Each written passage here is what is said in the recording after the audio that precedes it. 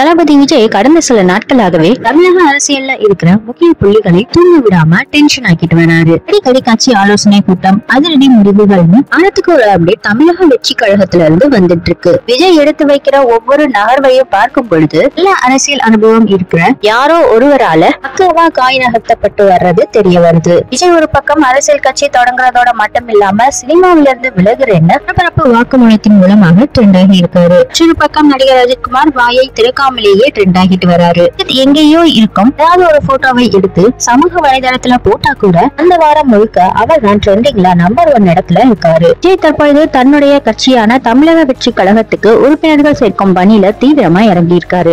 தமிழ்நாட்டையும் 100 மாவட்டங்களாக பிரித்து ஒரு பகுதியிலேயும் குறைந்தபட்சம் இத்தனை வாக்காளர்களை கட்சியில் உறுப்பினராக சேர்க்க வேண்டும் டார்கெட்டும் கொடுக்கப்பட்டிருக்கு. இதெல்லாம் முடிய வர்ற ஏப்ரல் மாதம் கட்சிக்கு பிரம்மாண்டமான மாநாடு நடத்துறதுக்கும் திட்டமிட்டிருக்காரு. சமீபத்துல மறைந்த மூத்த நடிகர் கேப்டன் விஜயகாந்துக்கு தன்னுடைய கோட் படத்தின் மூலமாக விஜய் அஞ்சலி செலுத்த விரும்புவதாக சொல்லப்படுது. இதற்காக AI தொழில்நுட்பம் மூலமாக விஜயகாந்தோட தோற்றம் படத்துல இடம்பெற வேண்டும் விஜய் விரும்புகிறாராம். இது சம்பந்தமாக விஜயகாந்த் குடும்பத்தார்கிட்டையும் அனுமதி கேட்டு வாங்கி இருக்கிறதாகவும் சொல்லப்படுது. விசல் மாநாட்டுக்கு முன்னாடி விஜயகாந்த் சமாதியில விஜய் உறுதிமொழி எடுக்க இருக்கிறதாகவும் சொல்லப்படுது. விஜய் கட்சி தொடங்கியதற்கு அரசியல் பிரபலங்களும் சினிமா பிரபலங்களும் தங்களோட வாழ்த்துக்களை தெரிவித்து வராங்க. மேலும் விஜய் அவர்களோட கட்சியின் கொடி, சின்னம் ஆகியவற்றையும் தேர்வு செய்யும் பணிகள்ல தீவிரமா இறங்கி இருக்கிறதாகவும் சொல்லப்படுது.